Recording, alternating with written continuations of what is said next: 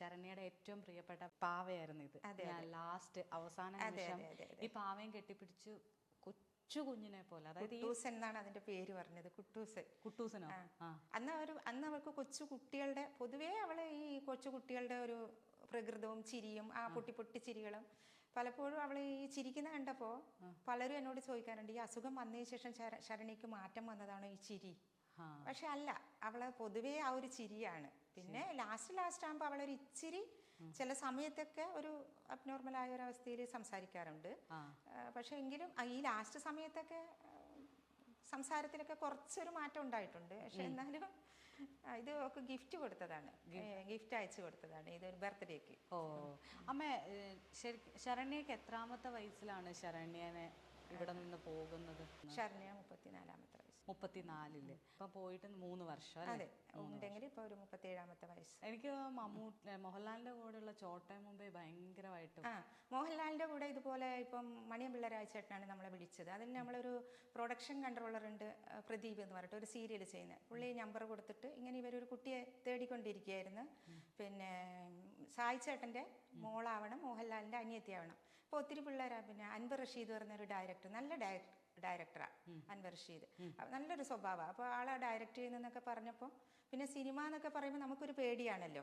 നമുക്ക് ആകെ, നമ്മൾ ശരിക്കും അന്തരം കണ്ണൂർ, എങ്ങോട്ട് താമസം മാറിയിട്ടില്ല, നമ്മളെ നാട്ടുംപുറത്തുകാരാണ്. ഇപ്പോൾ ഈ പറഞ്ഞതുപോലെ സിനിമ എന്നൊക്കെ പറയുമ്പോൾ ഒരുപാട് പേര് സിനിമയിൽ പോകുന്നത് അങ്ങനെയാണ് ഇങ്ങനെയാണ് എന്നൊക്കെ ഒരുപാട്, ഞാൻ പറയണ്ടല്ലോ, പറയാതെ തന്നെ അറിയാലോ, അങ്ങനെയുള്ള അവിടെ പോയാൽ അങ്ങനെ ചൂഷണം ചെയ്യും ഇങ്ങനെയെല്ലാം കേട്ടിട്ടുണ്ട്.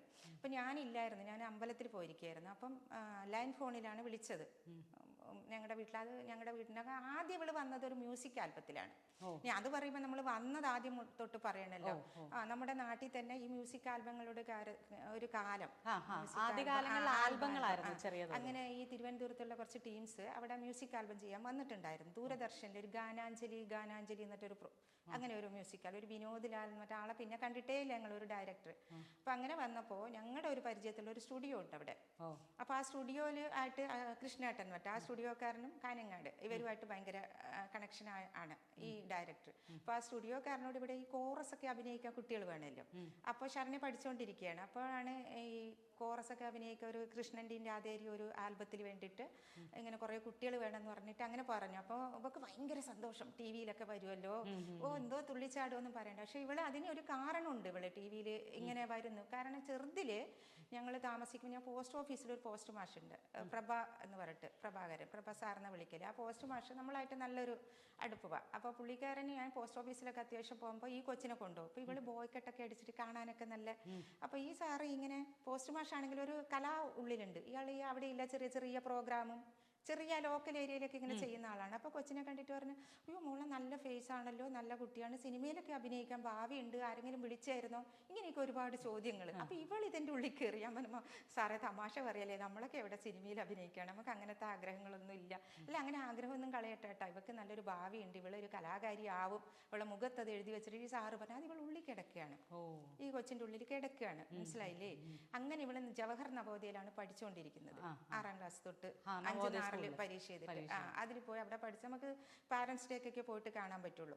അപ്പോൾ അവിടെ ഒരു ദിവസം ഞങ്ങൾ പാരൻസ് ഡേക്ക് പോയിട്ട്, അവിടുത്തെ ഇവിടെ ഒരു കണക്ക് ടീച്ചർ ഉണ്ട് ഇല്ലാതാ. അപ്പോൾ ഇല്ലാതെ ടീച്ചർ എന്നോട് ഇവിടെ സീരിയലിൽ വിളിച്ചോ, സിനിമയിൽ വിളിച്ചോ? ഞാൻ പറഞ്ഞു ഇല്ല, ആരും വിളിച്ചില്ല. ഇവള് കുട്ടികളോടൊക്കെ പറയാണ് എന്നെ സിനിമയിൽ വിളിച്ചു, സീരിയലിൽ വിളിച്ചു, ചുമ്മാ ഇങ്ങനെ പറയണം. അപ്പോൾ അവൾ ഉള്ളിൻ്റെ ഉള്ളിൽ ആഗ്രഹം കിടക്കുകയാണ്, മനസ്സിലായില്ലേ. അപ്പോൾ അങ്ങനെ ഇരിക്കുമ്പോഴാണ് ഇപ്പോൾ ഈ കുട്ടിക്ക് ഇങ്ങനെ വിളിച്ചപ്പോഴേക്ക്, മ്യൂസിക് ആൽബം ചെയ്യാൻ വിളിച്ചപ്പോഴേക്ക് ഭയങ്കര സന്തോഷം.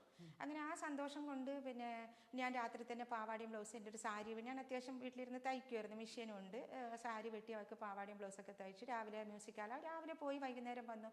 ഭയങ്കര അവിടുന്ന് ഫുഡ് കിട്ടുന്നു, നല്ല ഫുഡൊക്കെ കിട്ടുന്നു, ഭയങ്കര സന്തോഷം. പൈസയൊന്നും ഇല്ല കേട്ടോ, വെറുതെ ഇങ്ങനെ അഭിനയിക്കാൻ പോയതല്ലേ, നമുക്ക് പൈസ കിട്ടുന്നൊന്നും അറിയില്ലല്ലോ, നമുക്ക് അഭിനയിച്ചാൽ അവൾക്ക് ഇങ്ങനെ ഒരു സന്തോഷം, ഫ്രെയിമിൽ വന്നാൽ മതി, ആ ഒരു സന്തോഷം. അങ്ങനെ പോയി അത് അഭിനയിച്ച് വന്ന് ഇത് ഫോട്ടോ ഇവർ ക്ലിപ്പിങ്സ് ഒക്കെ ഈ സ്റ്റുഡിയോയിലൊക്കെ തിരുവനന്തപുരത്തുള്ള ആളല്ലേ, ഇങ്ങനെ കാണുമല്ലോ. അപ്പോൾ ഈ കുട്ടി കൊള്ളാലോ എന്ന് വെച്ചിട്ട് സ്വന്തമായിട്ടൊരു ആൽബത്തിൽ സിംഗിളായിട്ട് ഒരു നായികയായിട്ട് അവർ തന്നെ പിന്നീട് ഒരു ഷൂട്ടിങ്ങിന് വന്നപ്പോൾ അവളെ വിളിച്ചു, ഒരു അമ്മയും മോളും തമ്മിലുള്ള ഒരു ആൽബം. അതും ചെയ്തപ്പോൾ ഇതിൻ്റെ ഫോട്ടോ ഒക്കെ ഇങ്ങനെ വന്നു, ഇങ്ങനെയൊക്കെ വന്നു, പബ്ലിസിറ്റി അങ്ങനെയൊക്കെയോ ആയി. അങ്ങനെ ഒരു ഫോട്ടോ എന്തോ കണ്ടിട്ടാണ് ബാലചന്ദ്ര മേനോൻ സാറിൻ്റെ സീരിയലിലേക്ക് വിളിക്കുന്നത്. ദൂരദർശനിൽ അങ്ങനെയാണ് വരുന്നത് ഞങ്ങൾ.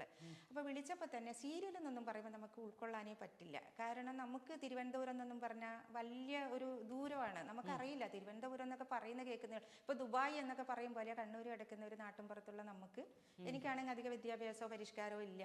അവള് സ്കൂളിൽ പഠിക്കുന്നു. അപ്പോൾ ഈ വെക്കേഷൻ അപ്പോൾ ഞങ്ങൾ പറഞ്ഞു അപ്പോൾ അയ്യോ തിരുവനന്തപുരത്തൊക്കെ വന്ന് ഞങ്ങൾക്ക് അഭിനയിക്കാൻ. പിന്നെ സീരിയൽ എന്ന് പറയുമ്പോൾ പേടി.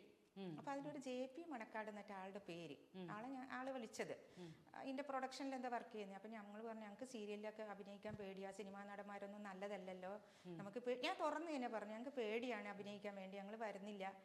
അപ്പൊ പറഞ്ഞു അയ്യോ അങ്ങനെയൊന്നും നിങ്ങൾ പേടിക്കണ്ട, നിങ്ങൾ ആരെയാണ് കൂട്ടേണ്ടത്, അപ്പൂപ്പനോ അമ്മൂമ്മയോ ആര് വീട്ടിലുണ്ടെങ്കിൽ ആരെ കൂട്ടിയിട്ട് വേണമെങ്കിലും നിങ്ങൾക്ക് വരാം. അപ്പൊ ഞാൻ പറഞ്ഞു നായികയാണ്, ദൂരദർശനിൽ വരുന്ന സീരിയലാണ്, നായികയാണെന്ന് പറഞ്ഞു. അപ്പൊ നായികയായിട്ട് ഫിക്സ് ചെയ്ത ശരണി നിങ്ങൾ കണ്ടില്ലല്ലോ എന്ന് ഞാൻ ചോദിച്ചു.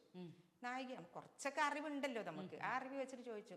ഇല്ല നമ്മൾ ഇവിടെ വന്നൊന്ന് നോക്ക്, ഓഡിഷൻ പോലെയാണ്, നോക്ക് എന്തായാലും നിങ്ങൾ 2-3 ജോഡി ഡ്രസ്സൊക്കെ എടുത്ത് വെച്ചോളൂ, നിങ്ങൾക്കൊന്ന് ഇവിടെ വരെ വരാൻ പറ്റുമോ എന്ന് ചോദിച്ചു. അപ്പൊ ഞങ്ങൾ വരാം. അല്ല ഞാൻ പോണ്ടെന്ന് പറഞ്ഞു. പോണ്ടെന്ന് പറഞ്ഞപ്പോൾ ഇവള് ഭയങ്കര ബഹളം.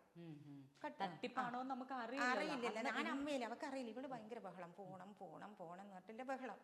അപ്പം ശരി രണ്ടും കൽപ്പിച്ചങ്ങ് വരാം. അപ്പം ഞങ്ങൾക്ക് അറിയില്ലല്ലോ ബാലചന്ദ്ര മേനോനെ, നമ്മൾ ആളെ സിനിമയൊക്കെ കണ്ടിട്ടുള്ള ഒരു ആരാധനയല്ലേ ഉള്ളൂ, നമുക്ക് അവരെ എങ്ങനെയാണ് ഏതാണെന്നൊന്നും നമുക്കറിയില്ല. അപ്പം നമ്മൾ വന്നു, റെയിൽവേ സ്റ്റേഷനിൽ തന്നെ വന്നു.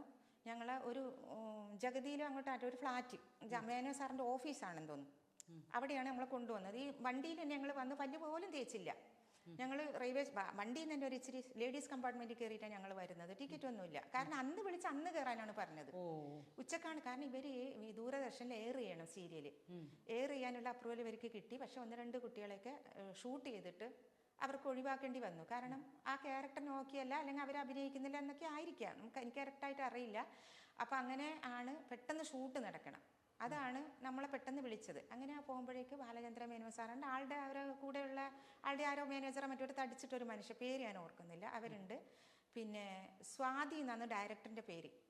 മുകേഷ് സാറിന്റെ ഒരു റിലേഷനോ മറ്റോ ആണെന്ന് തോന്നുന്നു, എനിക്കൊരു ഓർമ്മയിൽ സ്വാതി എന്നാണ്. പിന്നെ ശ്രീകുമാർ എന്ന് പറഞ്ഞൊരു ക്യാമറാമാനും. ഇവരൊക്കെ അവിടെ നിൽക്കുകയാണ് റെഡി ആയിട്ട് ഞങ്ങളെ കാത്തിട്ട്. എന്തിനാ ഈ കുട്ടീനെ ഒന്ന് ഷൂട്ട് ചെയ്തിട്ട് ഈ കുട്ടി പിറ്റേന്ന് ഷൂട്ട് ചെയ്യണം, ഈ കുട്ടി ഇതിന് ഓക്കെ ആണോ എന്ന് അറിയാൻ വേണ്ടി.